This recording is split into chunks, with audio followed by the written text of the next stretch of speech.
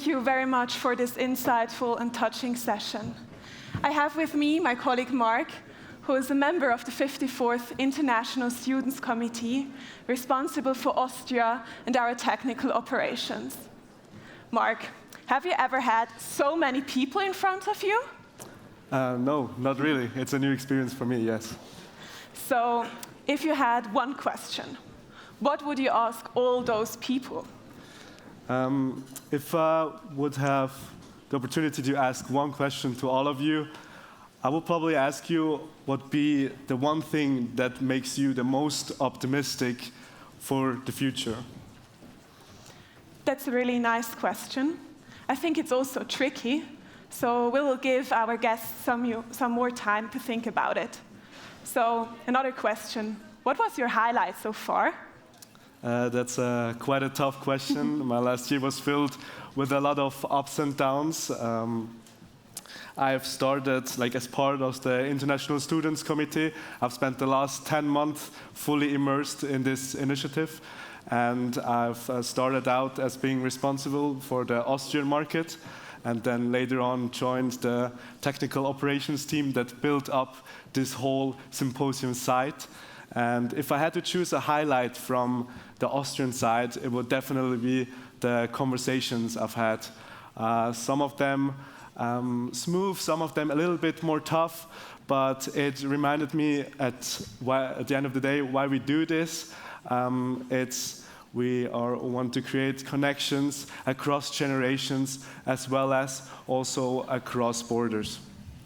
A highlight from my technical operations side would definitely be standing here right now and seeing everything built up and working out. It really makes me emotional. Also, thank you very much.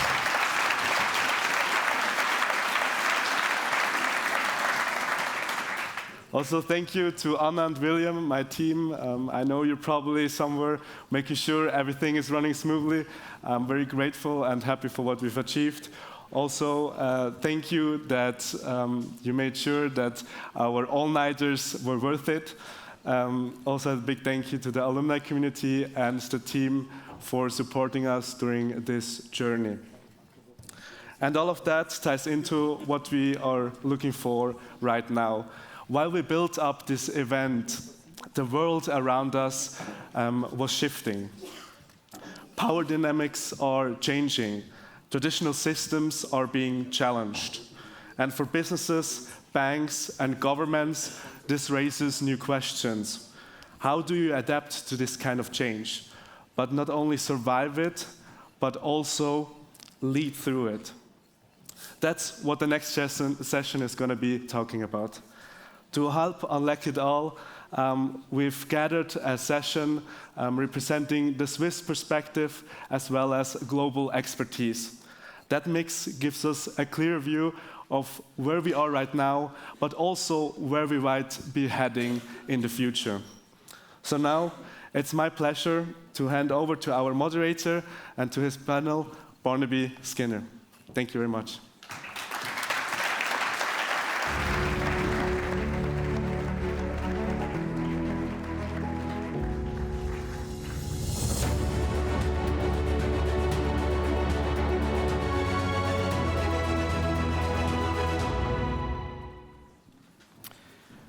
Welcome to our panel discussion, Doing Business Amidst Shifting Global Power.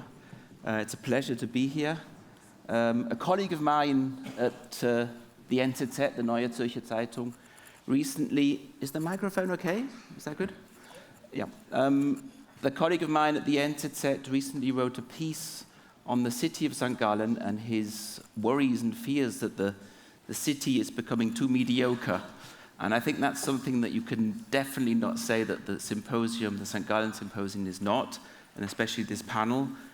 We have gathered some of the some great business leaders here to give us their view on what's happening in the global economy, but also regionally.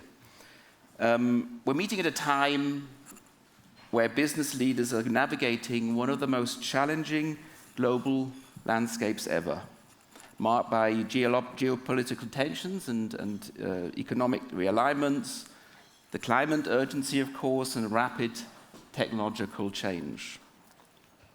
And I would like to introduce our panel, just briefly, one by one, just so you just see the scope of perspective that we have aligned here. So we have right here to the left of me, Heng Keat, Singapore's Deputy Prime Minister. He has been instrumental in designing one of the world's most forward-looking economic strategies, and his views on digital trade, strategic neutrality, and economic agility are probably some of the most relevant around. Next to him, we have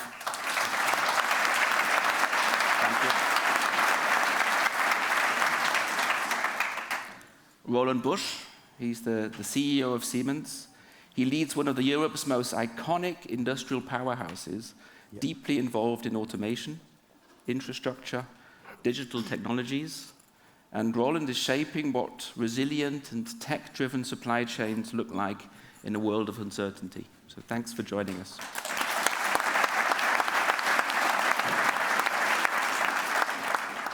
Then we have the Swiss perspective. Sabine Keller-Busse is the president of UBS Switzerland. She is at the forefront of financial decision-making and for some of the world's most influential investors and companies, and brings insight into how capital is shifting in response to de-risking, decarbonization, and, very importantly, the shift to digital. Thank you.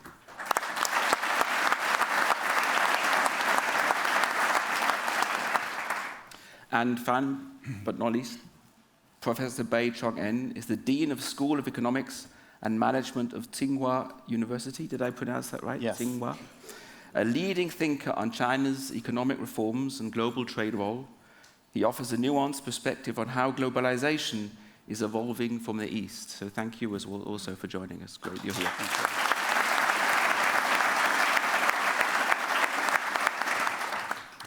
So I see the clock ticking above us, and we have about 30 minutes discussion, and then we will open up to you. So any questions that you have, remember them and ask them. But let's dive in now. Now, a question to all of you to set the scene. Global power structures are shifting fast. How is your organization or state adapting its core strategy to remain competitive and resilient in this new emerging global landscape? Who would like to start? Well, maybe since I'm nearest you, let me start and save time too. Please. I think just now President Karin talked about the big changes which are happening. And I'll say that if I would summarize the big changes into the 5 Ds, the first is deglobalization, or certainly a fragmentation of the global supply chain, and driven very much by geopolitical risks. Second is the demographic changes which are happening around the world. Third is digitalization. While the demographic changes are going to change competitive advantages, digitalization is going to change that even further. Are older people better off with digitalization or worse? Are younger people having the skills to cope in an age of AI?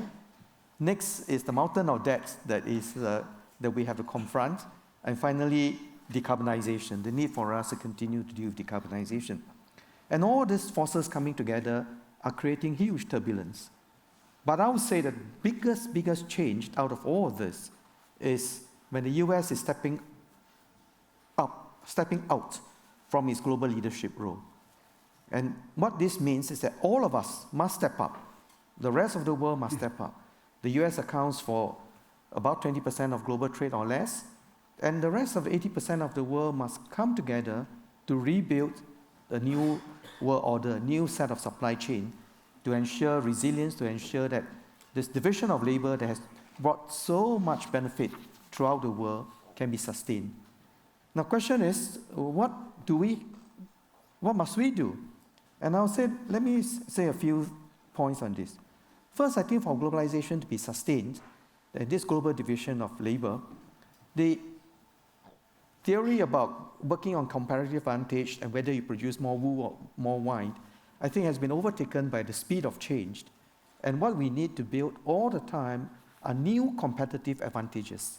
We cannot take a static view. We need to take a dynamic view of how competitive advantages are changing. When we trade with our partners don't want to do the same thing all over again, because they must have aspiration that their people, the citizens of their country, must also have a better life. So to expect China to continue to produce cheap toys for our amusement is just not realistic. I think what China has done, I think the biggest change that China has made is a structural change. Prime Minister Abe talked about Abenomics, the three arrows, monetary, fiscal, and structural. Structural policies are hardest, but I think Deng Xiaoping's reform and opening of the Chinese economy is the big change of China that lifted hundreds and millions of people out of poverty. And it's not just China. If you look at the rest of Asia, first the 4 Asian dragons, South Korea, Hong Kong, Taiwan, Singapore, we embraced globalization, we worked hard and moved up the value chain and contributed to the world. I think the world is better off for it. We are all better off for it. So the question is, how do we sustain this change? Prof. Bai will be able to say a lot more about reform and opening up, but every one of us need to step up and make structural changes in our own economy so that we can continue to have a complementary relationship with our partners. And yesterday we had a lovely debate among the two groups here, on whether are you optimistic about Europe's future or not. Excellent comments. And I think a European friend whispered to me after that, and he said, yeah, if only we address all the weaknesses and build on all the strengths, we can mount a mega movement, MEGA, make Europe great again. So I think that's something which we should do. And the second is that I would like to urge EU and Asia to work more closely together, because I've seen so many excellent companies in Europe, including Roland's own company, and I think we could build new complementary relationship between European companies to invest in the region, invest in developing countries for which there's still a price advantage in developing in them, but at the same time invest in new areas, because science, technology, and innovation is going to reshape global competitiveness. So let's work together to look at how we can decarbonize, how we can have green technology, and so on and so forth, and how we can use AI responsibly. And I would say that my last point is to Sabine, which is, it's very important to have finance, money. So we need to flow money to support all these structural changes. So thank you very much. Thank you.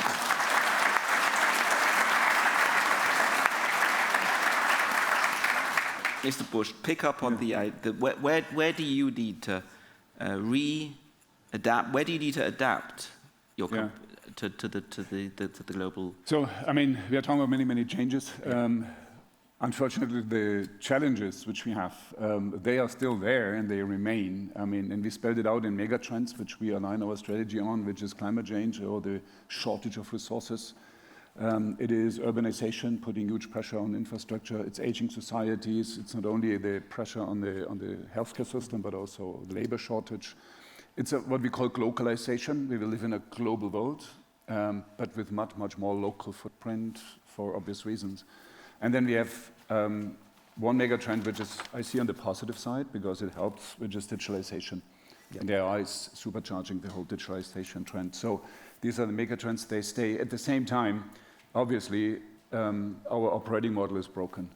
And if you want to describe our operating model of the world, the operating model of the world is broken. And the shortest version to describe it, having in mind that the private consumption of the largest economy in the world is up to almost 70%, 65%, whereas, which is almost twice as much as China has got, where for industrial production it's reverse. We have 70% in the United States and 37% in China. So the world, China produces what the United States consumes. That's the operating model. And by the way, there was nothing stolen from the United States.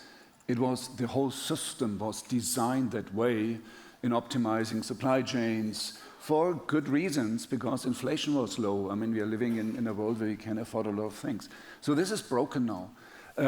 What has to be done now is have to rethink the world in a completely new way, meaning that you will see a much more distributed value added, number one. Number two, it's basically the whole thing, the whole economy is all about two 800-pound gorillas fighting for the number one position in economy, power, in defense, and maybe that's the most important one, technological sovereignty.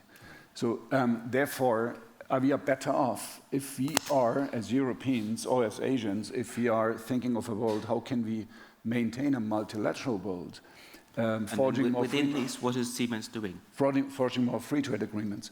What we do is we are in almost all countries in the world. We are localizing our value added. In cases where we have to, we are forging technology. So we develop it local for local, for example, in China, to some extent also in the United States. And we are basically building up the resilience of our supply base, at the same time forging partnerships, technological partnerships, economic partnerships, in order to really surf through that difficult world. And India is another place where we are just driving up as hard as we can.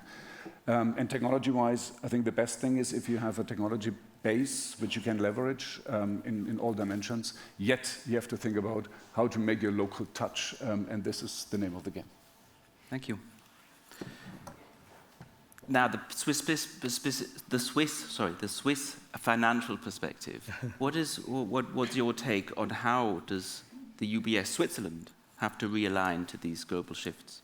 Well, I think it's not only about UBS Switzerland, it's about being part of UBS globally. And I think it's very clear, and we've seen it, we all know, this global order is definitively in flux.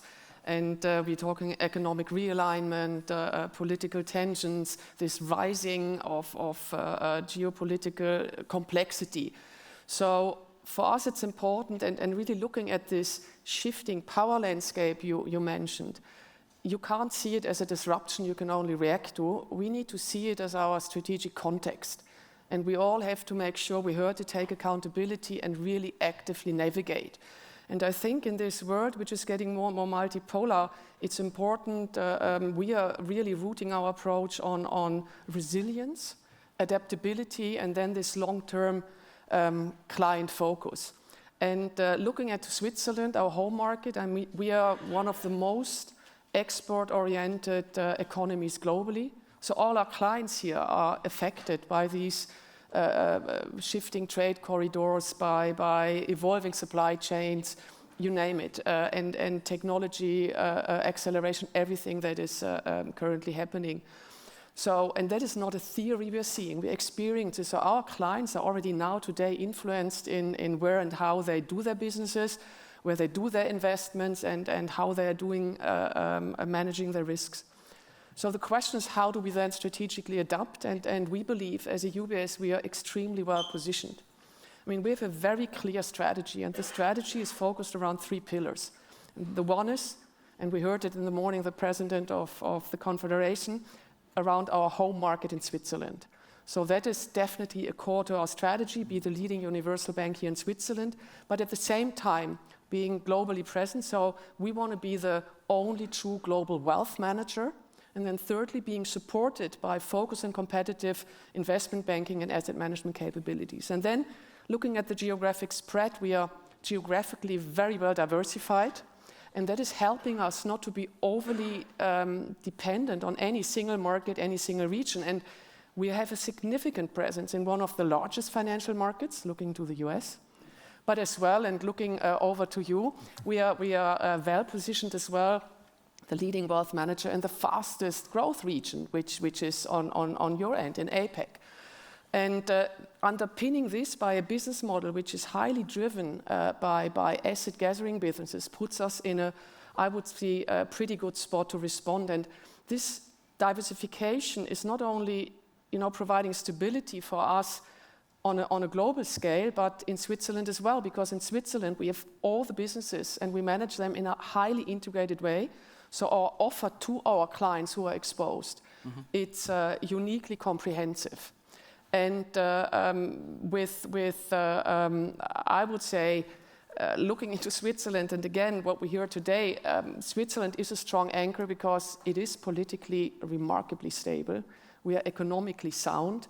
And in these times, Switzerland is a trusted nation, a trusted country. I think that's very important. So for us, this global reach combined with this very strong and stable Swiss core is the cornerstone of our strategy and competitive advantage. And in the end, our role as a bank, I mean, our purpose as a bank is that we are the trusted partner of clients. So we need to make sure that we are really serving the clients in times where you have uncertainties. What we see, the demand for real advice, and that is not financial products, that's real advice, that is picking up exponentially. So in adapting, what we are doing is not chasing change, but we are adapting by really strengthening deepening our strengths that we are having and really staying global, staying balanced, and staying focused on our clients and help them navigate these unpredictable times. Mm-hmm. Thank you. Especially the term trust, I think that is a key within your three pillars, I believe, as well. Yeah. What are you without trust as a bank? Yes. Yes. I'm very curious about the Chinese perspective now. When you look at the change that's going on, we were mentioned the Chinese are representative as of the other big. How did you phrase it? The two 800-pound gorillas. One of the 800-pound gorillas in the. What is your perspective? Do you take that role? Do you gladly take that role as the 100-pound gorilla? Okay. Instead of a Chinese perspective, I would like to take a global perspective. China is part of the global economic order. Deputy Prime Minister talked about the importance of trade. Trade helps each country, each company to realize its potential, to realize its comparative advantage. Yep. Roland talks about the dysfunctioning order. Given combining your comments, I think it's really important to preserve and to improve the international trade order. And I think given all the disruptions we are witnessing, preserving order is paramount. And we also need to improve the international trade order. A lot of people are not satisfied with some of the results of the existing order. So I would like to propose some thoughts about how to improve the international trade order that will, first of all, allow people to realize their comparative advantage. Secondly, promote innovation. Thirdly, fair and secure and inclusive. So I would like to propose 3 points. First point is about subsidy. This is on the mind of a lot of people, especially when we talk about international trade. How does subsidy figure in international trade? As an economist, I was trained that all subsidies were bad when, for the principle of economics, but later I realized that in some cases, for innovation to happen, at the initial stage of innovation, subsidy is necessary. Without subsidy, in many cases, there will be no innovation. Of course, the most important form of subsidy is the subsidy of education. Almost every country invests in education. We do not say all the education expenses should be borne by the families. Government do subsidize education, so that's obvious. But even in some individual innovation cases, let me raise the example of EVs. At the beginning of EVs, consumers are...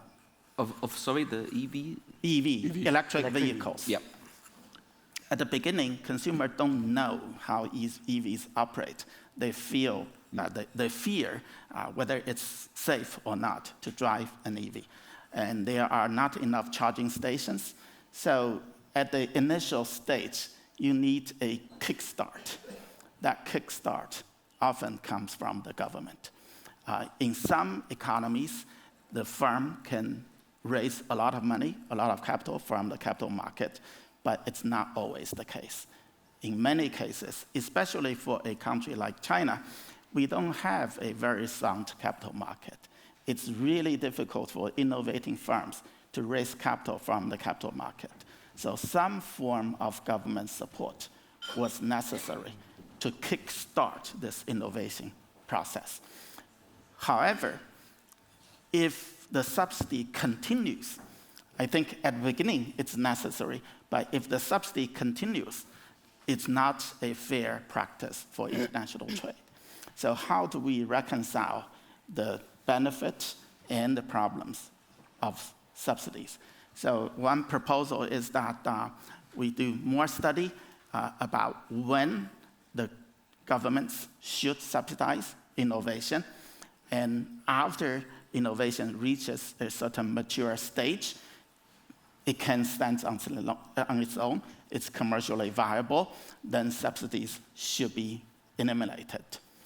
But it doesn't always happen that way. So how do we deal with that?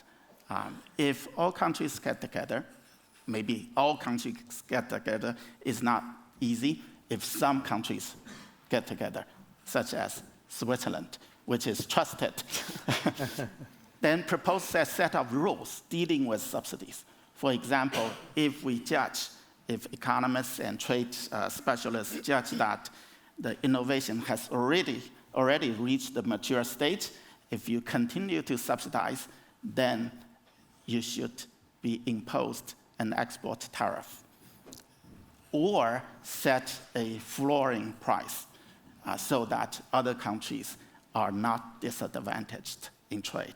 So I believe, in theory, we can. It's very clear the framework, how the framework works, but in practice, how to make it work in practice, it's really important. Encouraging innovation at the same time making trade fair. So that's one proposal. The second proposal is that many countries feel that when one country is very successful in one sector, in one industry, it's very difficult for others to compete because this incumbent advantage. So in order to give the followers some chance to be able to compete in the future, we need to set some rules to protect infant industries in some countries. This is an old idea. It was, a lot of people were against it, but now I think it's still useful. Let's say EVs. I'm from China. A lot of people would say, China has a lot of advantage in exporting, in producing EVs. I can understand other countries feel uneasy about it. So is it possible for us to come up with some rules? Suppose I have potential, my country has potential to produce EVs, but at this moment, I'm disadvantaged because I'm a late starter. Can the system give me some protection for a while? Say, I preserve some market share of EVs for my own producers, and the rest, the remaining share is governed by free trade, is produced by free trade. So that way, it's more secure for some economies when it's not innovation. Sometimes depend on luck. When I'm not lucky last time, I want to preserve the opportunity to get into the game at some stage. So that's something we want to think about, whether we can make some arrangements like that. Also, surge protection. When some industry becomes very competitive, the importing companies may be subject to disruption and employment problems, for example. And can we design some rules for surge protection? If in one sector the import comes in too fast, I'm entitled for some protection in a limited time, just to protect myself from the surge, so that I can react to the surge and become competitive given some time. So I would think if we see a lot of problems, a lot of objections to globalization, but if we just identify what those challenges are, we look for solutions targeting those challenges. For example, subsidies, security, and inclusiveness. These issues can be addressed by designing better rules. I hope we can all get together and improve these rules. Singapore can play a very important role here. Switzerland can play a very important role here because you are trusted, and companies like Siemens can play a great role in improving the international trade order.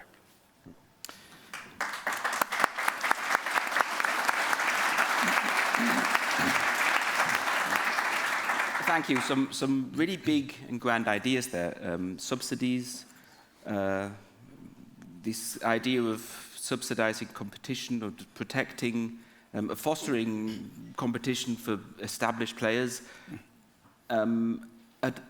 Currently, we seem to be living in a world where things are discussed on a much more simple level. Going so deep in the current landscape. I'm just curious from the other panelists, if you reflect on these ideas, especially Mr. Busch, is this something, subsidies that are then kind of coupled to the whole discussion about tariffs, is that something that's happening? I mean, I think you also have regular meetings with President Trump. Is that something that's on the table? I mean, the point is, I do believe that there's a certain time when subsidies from a government perspective can help in order to just ignite innovation, but you have to choose the areas very carefully, and the hardest thing is once you're on drugs, how do you get out of it? So when do you stop? And there's so many examples where it does not work. Germany make a lot of mistakes because if everything is equally important, you have a problem. So therefore, you have to be very careful in doing that. For me, there's one point which you somehow touched, but I think this is for me the most important one, is creating a level playing field for all companies. Yeah. So innovation and competition can flow as hard, as good as possible. Attracting investment also maybe for super competitive EV producers in China.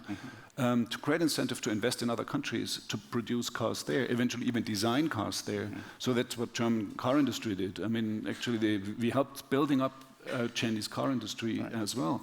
So this is the way how it should go in order to, at the end of the day, provide the best product for the customers, for the best price, but also in a sustainable way. This should be the ultimate target.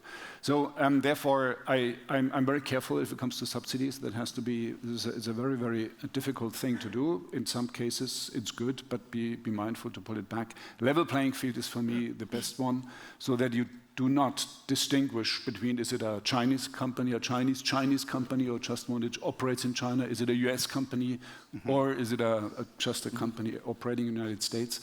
And the tariffs, to be very honest, for me, this is somehow going nowhere. And you should ask in the first place, what do you want to fix and what do you want to do? So sorting out trading imbalances is, I think it's I don't understand the concept, really, to be very honest, because there's a reason why we have the trade as we have it today, for very, very good reason. So what do you want to fix? If you want to fix local jobs, there are smarter ways to do that, because you don't want to get those jobs back, which went out to other places for labor arbitrage, and bring them back to the United States is completely insane. It doesn't work. It doesn't even work in the timeline. I mean, if you put tariffs now, and now you have a problem, do you believe that in 1 year or 2 years you have assembly lines and get all the value back in times where even workers are pushed out of the country? The whole equation is somehow not working. So, I mean, my point is there must be better ways to achieve what needs to be achieved. And then there's one problem, I guess, which is basically, and we heard it before from the president, that there's an overspending in states. That's something we really have to fix in many cases. There are so many inefficiencies, and I can talk for Germany as well, inefficiencies. We're spending too much. We should spend not money for people not working, but you should give them money because they work, which is a super interesting one. And there's one quick fix for the United States. There's no country in the world who can afford spending 20% of the GDP in a healthcare system. I think Singapore is sitting on single digit and has one of the best in the world. So there must be a better way to really save while providing still a superior support. So there are other angles where you can solve it. But I'm not advising here, but it's just my humble observation on how. Thank you. May I make a clarification? Yeah. I was proposing an export tariff. The exporting country levies a tariff to neutralize the effect of subsidies, to make it a level playing field. So I just want to clarify. Sorry, if Everybody does it. That's how I understood you. Sorry if that came across wrongly. Right. Sorry. If I could just quickly comment. Please, yes. Yeah. First, I think Prof. Bai mentioned a very important point, which is the role of the state in economic development. And I think the states do have a very critical roles. One, certainly education, and second, on basic research. Every country does that. And in fact, it is very good that the European Union comes together to create Horizon Europe. Horizon Europe is your big government funding for research. And I think having a clear framework where at the earlier stages where the technology readiness level is low, 1 to 3, no one can exploit it because no one can make money out of it. Because it is trying to understand the fundamental sciences behind a certain phenomenon. And quantum technology is one of those. Quantum theory was proposed back in the 1920s, the big debate between Einstein and Bohr. And so it is only now that people are very excited about quantum computing. And that is the part where I think firms must pay for that. We must protect intellectual property. The returns will accrue to the competition, to the firms that can compete successfully. And in fact, Roland has very good products for competition. You are welcome, I think. Roland will welcome you to Singapore to look at the industrial metaverse in Singapore. You do? Combining the cyber and the physical. And that's how I think a firm can do, and how government in terms provides a subsidy. We fund a lot of training of PhD students, of university research, at a very low technology readiness level. And the other point is that one very interesting book about the role of the state is by Professor Mariano Mazzucato in London. And she said that actually, if you look at the internet, one of the biggest innovations that's changed our life is the internet. And the internet came out of DARPA funding, the defense agency's funding, to solve a defense problem. But then it ended up becoming the internet, and in turn, it now catalyzed a whole range of changes. And her question is, shouldn't the internet company now pay taxes, higher taxes to the government so that you can have a circular flow, the government will have enough resources to now fund basic research. The company that succeeded in using it should contribute something back to fund the research. And last point, Roland's point about jobs, I think it is going to be so critical. I think government has a responsibility to retrain workers. Because if you want technological progress, the only way to sustain it is that your workers are not out of a job. And this debate about whether AI will replace human is one very interesting topic that we must delve into. Time is moving on, so thank you.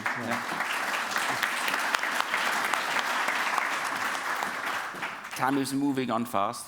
Frau Keller-Busse, you would like to... There's one component, just bringing it a bit back to Switzerland. We're sitting here at the University of St. Gallen. And I do think what you said, the education point and innovation is incredibly important. If we are looking into Switzerland, again, as I said, the president said it's a safety haven, whatever. Yeah. But if you're looking at Switzerland, such a small country, we are always on the top of innovation rankings. We are part of the leading global economies as a small country. And I think part is driven by education. I mean, we have an outstanding, unique education system in Switzerland. We have, I think, on such a small country, having the best education, the best universities. Here, St. Gallen, you look into Zurich, you look into EPFL. We have this, what we call dual Bildungssystem, education system as well.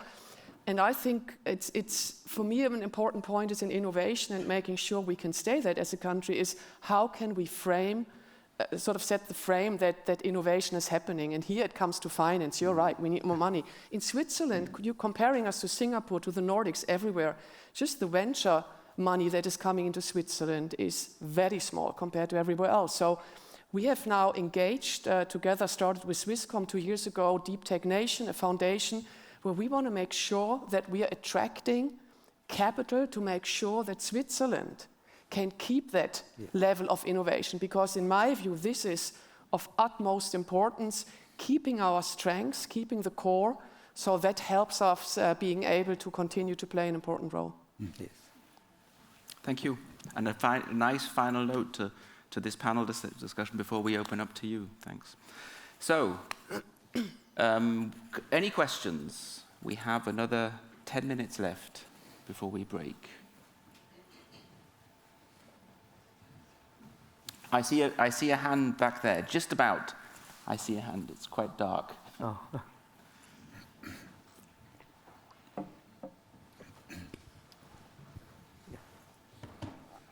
Hello, I'm Kay from Switzerland, and I have a question about subsidies. And in China, we saw a lot of subsidies going into the green energy transition, especially into solar and wind power, which also led to the profits of these companies declining to zero or even negative territory. So how can companies balance receiving subsidies, being international competitive, but remaining and becoming more profitable? Yeah, that's a very good question. I think that's a case where suddenly subsidies should have phased out, but it was continued. Deputy Prime Minister talked about China's transformation. I think an important transformation that needs to happen is the transformation of governance. And our local governments play an important role in the development of industries. And local leaders have very short job tenure. Normally, it's 3 years. So if you are a mayor of a city and you have a 3-year term, you want to achieve visible results within those 3 years, the easiest thing to do is to make some investment, make some high-profile project. So the drive for investment is very strong in China.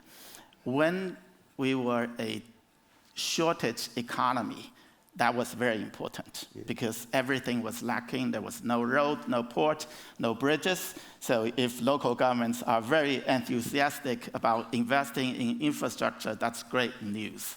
However, now we have passed that stage. We have made a lot of investment, and our industries, some of them have become competitive. So now local governments should pay more attention to increase household consumption. The US-China mirror image problem there. China should now pay more attention to household consumption. Actually, the policymakers, the government is doing that. If you read, in China, it's a very important document that is the annual government work report. It sets the tone of the work for the whole year. So this time, in this year's annual government work report, household consumption was listed as the first priority. It never happened before. This was the first time household consumption was listed as the top priority. So that means the central policymakers are considering the necessity of this transformation from investment-driven to household consumption-driven economy. And we need to improve the evaluation of local governments so that they are willing, they have incentives to pay more attention to household consumption. We have a question all the way at the back there, and then up here. Thank you. Good morning. I'm Pranjal Sharma. I'm an economic analyst and author from India.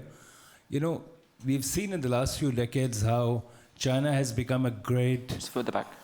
The light should be further back. Okay. Yeah, you have to really come to the back benches. So the point about China becoming a global manufacturing power is also not, it's something of a zero-sum game. And we've seen manufacturing hollowing out in many other economies and regions of the world.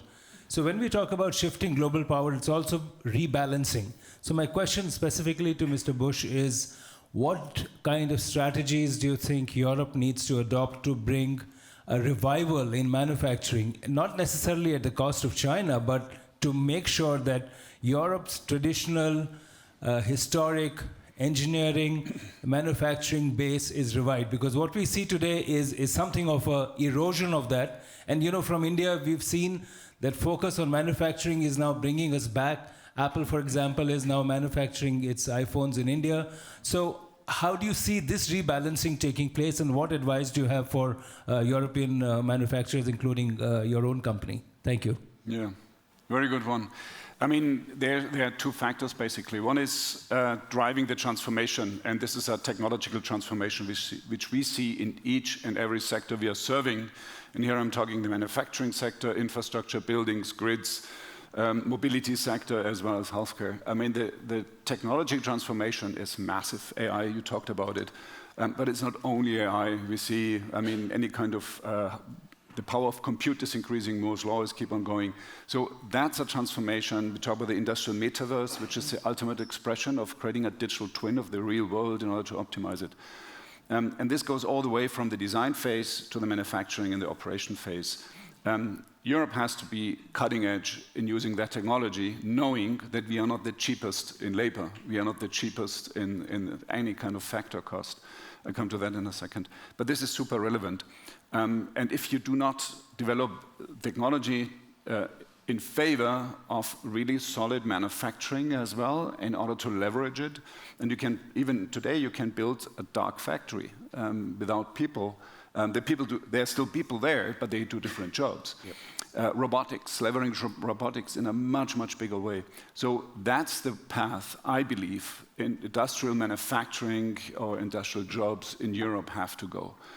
At the same time, there's also the necessity to adapt certain structures which we have. I talked about the factor costs. I mean, we have to think about how much money do we pay on our social systems versus really paying people for working.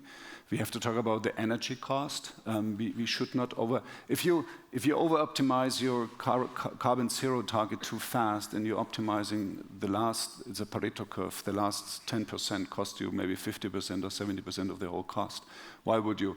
There are so many things which you can do much, much smarter without disregarding the necessity to reduce CO2 reduction. And the last one is, the whole thing works only if you have a governance model which is fast, digitalized, and which allows decisions to be taken quickly. If it takes 10 years, if you want to build a plant in order to get a site, then it's game over. Then you go somewhere else. So there are a lot of things which we have to do, and to digitalization, not only in the companies, but also in the government and decision processes. That's absolutely mandatory. So a couple of things to do. We are leading edge, we have the people. I mean, this is the most important element, and you talked about the universities, and that holds true for many European countries. We have extremely good people, maybe some reflux from United States people, maybe some good ones are coming. We should take this as an opportunity and deploy the people and give them the leverage in order to do what they are best at, driving innovation. That's what we are good at. Actually, if I could just add quickly to what Roland just said, I negotiated a free trade agreement with India, between Singapore and India, many years ago. And I would say that manufacturing is important, but India, in terms of its strategy, will need to think about what will India be most competitive in at this stage of the game. What is your competitive advantage? India has tremendous amount of IT talent. And as the world goes more digital, I would say one no regret thing is to think about how you can go even more digital. Your Aadhaar system, the identity system, has changed the way the government interacts with the citizen. If you can build on that, domestic consumption, support from the government to the people can flow, and you can create a lot of new domestic industry as well. So I think, don't think about the industries of the past, but think about the industries of the future, a way you can be competitive in.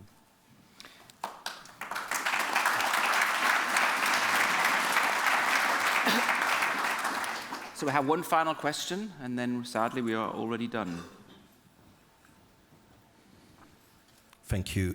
Daniel from Poland. I'm just splitting my professional life between commodities and renewables.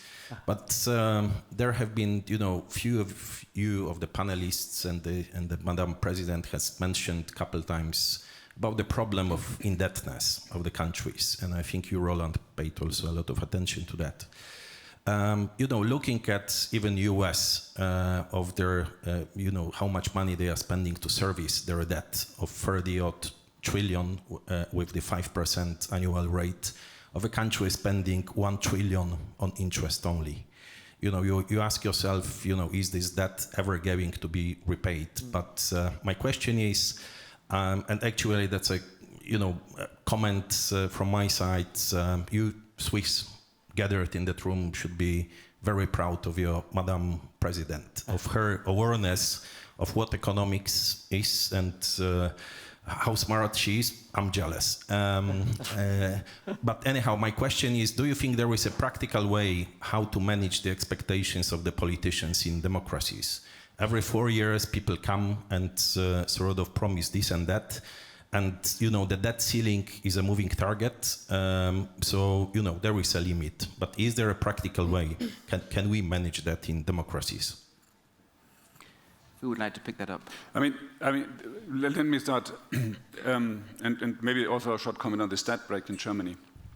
I fully support that we need to have the same disciplinary on budgets as we have for a company, where we have to justify each and every quarter to our investors where we spend money, and that has to be true for governments as well. So, but if you put a debt brake into a system which underinvested for decades in infrastructure, which is completely underinvested in defense, which is completely underinvested in the way how we are supporting and maintaining our education system, you have to think about it. I do believe we have to make a catch-up, and this is the reason why I believe these 500 billion is exactly well, but they have to be spent. And I hope that it's not true what the president said, it's only consumption spending. I hope it's really investment spending. It has to be dedicated. Again, budgetary disciplinary is one thing. But there's so much inefficiencies. How much money we spent, and think just about the largest infrastructure projects in Germany. There's an airport in Berlin. We have an opera in Hamburg. Where they spent 10 times more than they planned. This is completely insane. I would be fired if I would do that. But there's no consequences. So therefore, there's a lot of friction which we can fix if you get more professionalism also in the way how we are running government systems and spending. And so therefore, and there's one more thing. When we talk, the 4 years you talk about, and then the government is moving on. I do believe there should be a system where we have a bipartisan agreement on certain long-running infrastructure projects. So that means once you decide that, that whoever wins the next election, these long-term projects will be executed. You cannot plan for a 10-year project in a 5-year horizon. How would you do that? It's just not working.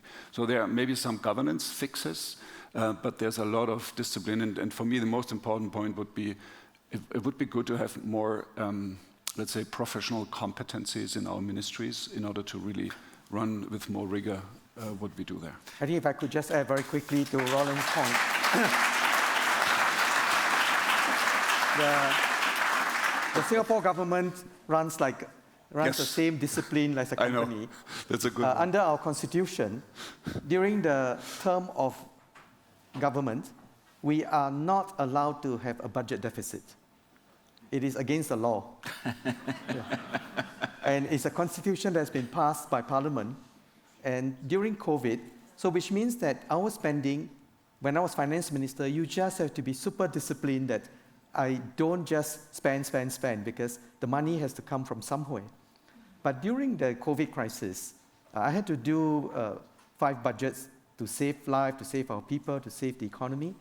And as part of that work, we also have a system of an elected president, independently elected by our citizens. And the elected president holds the second key. So the first key is held by the government in power to say, I need the money. But only with the president unlock the second key, that could we use the past reserves. And the past reserves, during the COVID period in 2020, I did 5 budgets and spent $100 billion more, of which in the end $40 billion came from past reserve. So $40 billion from past reserve without borrowing a cent because of the budget discipline that's been put in place.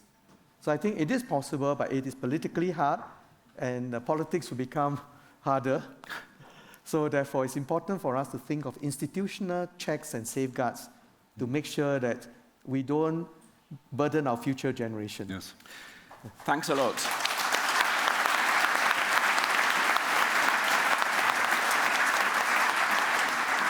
And thanks for all of your contributions. It's been a fascinating panel. I think we could go on for much longer. We've covered so much. And thanks for your questions. We have now, the organizers are informing we have a coffee break until 11 o'clock. So rescheduling slightly, 11 o'clock coffee break. Enjoy the rest of the conference. Thanks a lot.